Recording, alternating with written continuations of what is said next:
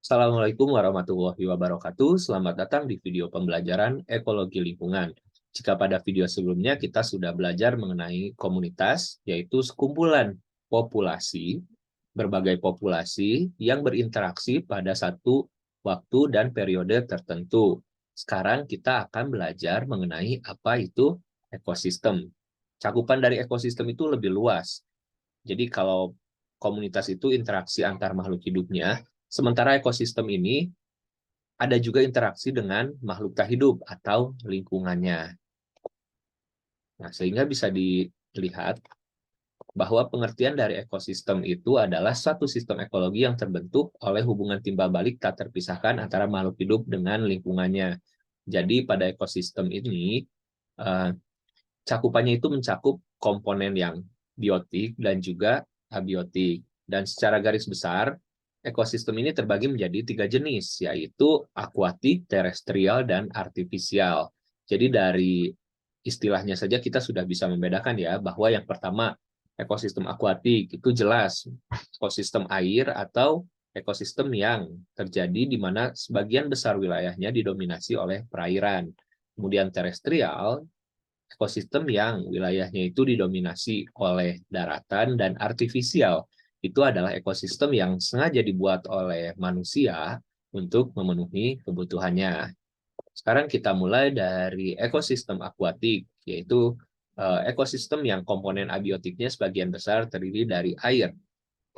Seperti banyak penelitian yang sudah dilakukan, bahwa 70,8% bagian yang ada di permukaan bumi itu adalah air. Sehingga jelas bahwa ekosistem akuatik ini ada banyak jenisnya. Dan juga eh, banyak penelitian bahwa 97,5% air yang ada di bumi ini itu adalah air laut. Dan air tawarnya itu hanya sekitar 2,5%, tidak sampai 3%. Nah, untuk membedakannya itu jelas bisa kita lihat dari salinitas atau tingkat keasinan si air. Di sini untuk air laut itu tingkat salinitasnya ada di kisaran 33 sampai 37 part per thousand. Jadi misalkan ada sekitar 33 gram dari 1 kilogram air laut itu adalah garam yang menyebabkan rasanya asin. Sehingga ekosistem air laut itu sangat luas sekali dan belum terjamah semuanya. Nah, secara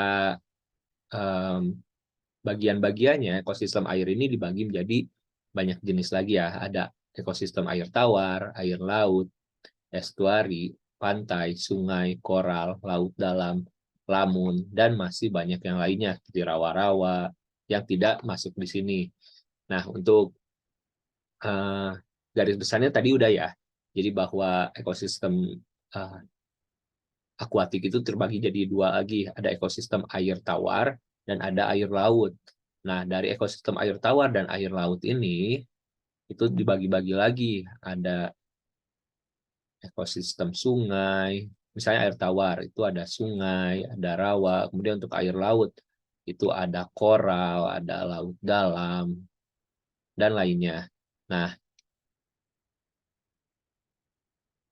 setiap ekosistem ini tentunya memiliki jenis makhluk hidup dan juga lingkungan yang berbeda karena eh, lokasi dan eh, sifat dari si lingkungannya pun berbeda.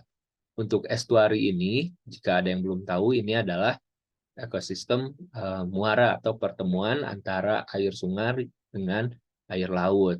Kemudian ekosistem pantai. Tidak semua wilayah lautan itu dikatakan sebagai pantai, tapi ada jarak batasnya sehingga nanti ketika melewati batas tersebut itu sudah masuk ke dalam istilah samudra.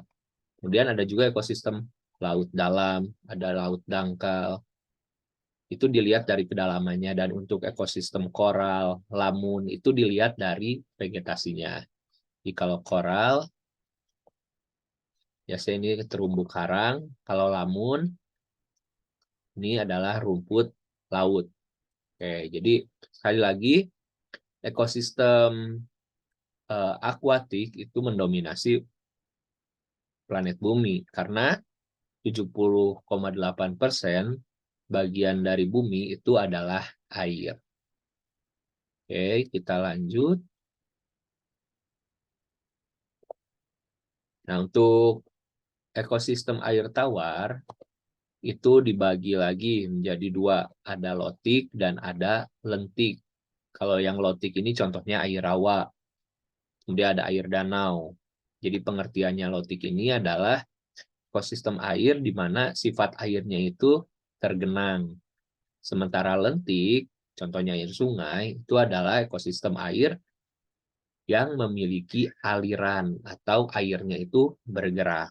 Oke, jadi sekali lagi lotik air tergenang, lentik airnya bergerak. Untuk contohnya kalian mungkin bisa menentukan sendiri ya, lihat dari sifat airnya. Nah, ini yang tadi saya bahas sebelumnya, bahwa laut sendiri itu terbagi menjadi berbagai jenis lagi. Itu ada yang pertama, itu ketika laut dibagi berdasarkan kedalamannya. Ada zona literal, itu yang bagian secara langsung berbatasan dengan daratan. Kemudian setelah 200 meter dari zona literal, itu ada zona neritik, kemudian ada zona oseanik, jaraknya lebih dari 200 meter. Oseanik ini terbagi lagi menjadi zona batial, zona abisal, bisa dilihat berdasarkan kedalamannya. Kemudian ada zona laut berdasarkan intensitas cahaya matahari. Ada zona fotik, zona twilight, dan afotik. Jadi fotik ini dari kata foto ya, artinya cahaya. Jadi zona fotik itu zona yang mendapatkan banyak cahaya matahari, cahaya matahari mudah masuk.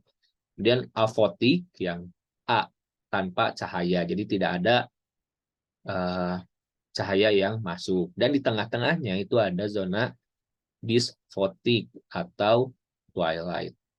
Nah, ini adalah perbedaan dari zona laut berdasarkan intensitas cahayanya. Dan tentu saja setiap zona ini memiliki ekosistem yang terdiri dari makhluk hidup yang berbeda. Misalnya untuk di zona fotik itu ada ikan tuna, kalau di zona twilight itu ada udang, ada swordfish. Untuk zona afotik itu ada cumi-cumi raksasa, ada ikan angler, dan masih banyak ya. Bahkan banyak yang bilang bahwa sampai saat ini itu belum seluruh kedalaman laut bisa dicapai oleh teknologi yang dimiliki oleh manusia. Jadi masih banyak misteri yang ada di dalam laut. Oke, selanjutnya zona laut berdasarkan zona vertikalnya. Ini ada epipelagik, mesopelagik, batipelagik, dan abisopelagik. Dan untuk perbatasan daratan dengan lautan itu ada zona bentofelagik. Tapi kita tidak akan membahas ini secara lebih banyak, itu hanya sebagai pengetahuan saja. Ini masih sama, menunjukkan bahwa pada setiap kedalaman, kemudian ada unsur cahaya, dan lain-lain, itu memiliki perbedaan makhluk hidup, sehingga ekosistemnya berbeda. Maka dari itu, ingat sekali lagi bahwa ekosistem itu bukan hanya interaksi antara makhluk hidupnya saja, tapi juga ada interaksi dengan komponen abiotik atau tidak hidup. Selanjutnya adalah selanjutnya adalah ekosistem terestrial, yaitu ekosistem di mana lingkungan tempat tinggal organisme didominasi oleh daratan. Contohnya di mana ya yang kita tinggali saat ini ya. Nah, ekosistem terestrial pun sama, dibagi menjadi berbagai jenis lagi. Kalau tadi si ekosistem akuatik itu dibagi berdasarkan kedalaman, intensitas cahaya. Kalau ekosistem terestrial ini terbagi juga berdasarkan curah hujan, lokasi, musim, hal-hal seperti itu. Contohnya ini hutan gugur atau hutan subtropis. Hutan gugur ini dia adalah ekosistem hutan yang memiliki 4 musim. 4 musim, sementara hutan hujan tropis ini 2 musim. Tentunya karena musimnya berbeda, curah hujannya pun berbeda, temperaturnya pun berbeda, intensitas cahaya mataharinya berbeda, tentunya ekosistemnya pun akan berbeda. Biasanya hutan gugur ini ada di negara 4 musim ya, atau yang lokasinya tidak seperti Indonesia yang pas di zona khatulistiwa. Kalau ini lebih ke arah utara atau ke selatannya. Hutan hujan tropis ini di 2 musim, jadi hanya musim panas dan musim hujan. Perbedaannya adalah bahwa tingkat kerapatan di hutan hujan tropis itu lebih banyak, dan juga keragaman atau biodiversity dari makhluk hidupnya itu lebih banyak di hutan hujan tropis. Kemudian ada juga hutan taiga. Hutan taiga ini dia hutan yang ada di wilayah dingin, biasanya di wilayah dingin seperti Rusia, kemudian dekat-dekat Antartika, atau di Amerika yang Kanada. Nah, ini ciri-ciri dari taiga ini adalah dia didominasi oleh satu jenis tanaman, misalkan pinus, apalagi ya. Ya, contohnya satu jenis tanaman. Kemudian ada padang rumput. Nah, untuk padang rumput ini, seperti istilahnya ya, padang rumput jelas bahwa ekosistem ini didominasi oleh rumput. Dan padang rumput sendiri ini jenis-jenisnya ada. Jadi ini istilahnya ke sini ya. Tundra. Kemudian ada stepa. Sorry jelek.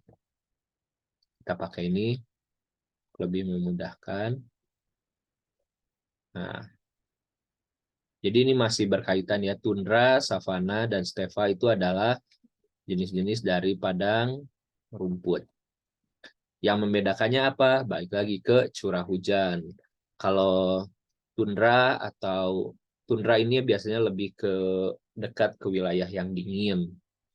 Sehingga rumputnya pun tidak terlalu tinggi, pohonnya jarang. Sementara savana ini di daerah khatulistiwa atau di daerah panas, mendapatkan lebih banyak cahaya matahari sehingga rumputnya tumbuh lebih tinggi.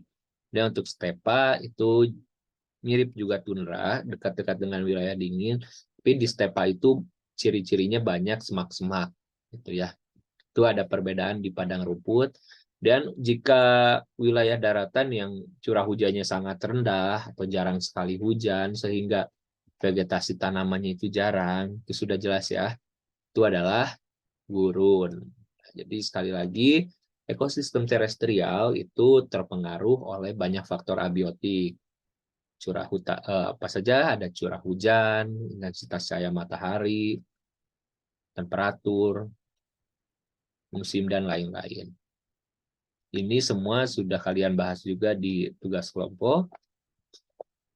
Selanjutnya adalah ekosistem artifisial, ekosistem yang diciptakan manusia untuk memenuhi kebutuhannya. Contohnya apa? Di sini udah jelas ya, ada sawah, kemudian akuarium.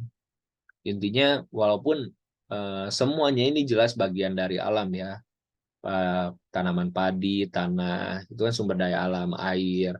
Tapi maksudnya ekosistem artifisial ini adalah manusia secara sengaja menyusun atau membentuk ekosistem tersebut sesuai dengan kebutuhannya. Misalnya untuk sawah ini jelas untuk kebutuhan makan, untuk akuarium untuk kebutuhan rekreasi atau hiburan, dan lain-lain. Oke, jadi tadi sudah dilihat bahwa komponen dari ekosistem itu ada abiotik dan ada biotik. Nah, si biotik ini dia terbagi lagi ke dalam suatu hierarki ya, ada hierarkinya. Bisa dilihat di sini ada produsen, konsumen, dekomposer. Kalau produsen itu makhluk hidup yang menghasilkan makanan sendiri, kemudian konsumen dia makhluk hidup yang tidak bisa menghasilkan makanan sendiri sehingga mereka perlu berburu satu dengan yang lain. Dekomposer itu adalah pengurai. Jadi dia yang menguraikan makhluk hidup yang sudah mati tersebut uh, agar terurai seperti itu. Jadi pengurai dekomposer itu. Nah, kemudian konsumen lagi dibagi lagi si konsumen, ada konsumen primer, sekunder, tersier. Untuk primer itu konsumen yang utama, kemudian sekunder dia yang makan yang primer, tersier makan yang sekunder, dan seterusnya. Itu sudah pernah dijelaskan pada satu video yang kita tonton di kelas pada waktu minggu pertemuan ini.